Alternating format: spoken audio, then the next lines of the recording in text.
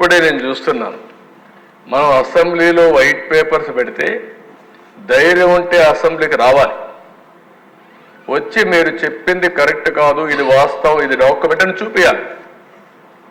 అట్లా కాకుండా మనం 9,77,000 కోట్ల రూపాయల అప్పని చూపిస్తే కాదు 7,48,000 కోట్లని ఓన్ తీరి చెప్పే పరిస్థితికి వచ్చారు. అంటే ఆ సాక్షి పేపర్లు వేసుకుంటారు, ప్రజల్ని మభ్య పెడతారు, అబద్ధాలతో మోసం చేస్తారు. ఇంకొక పక్క ఈరోజు మాట్లాడుతూ రషీద్ అనే వ్యక్తిని చంపేశారు, నేను ఢిల్లీకి పోయాను చేశాను. ఎవరు ఆ రషీద్? చంపిన వాడెవరు, చచ్చిన వారెవరు, ఏ పార్టీ వాళ్ళని అడుగుతున్నా. ఒకప్పుడు మొన్నటి వరకు మీ పార్టీ అవునా కాదా? ఓకే, అది అయ్యింది. 36 మంది చనిపోయారని గవర్నర్ దగ్గరికి వెళ్ళావు, 36 మంది పేర్లు ఇమ్మంటున్నా.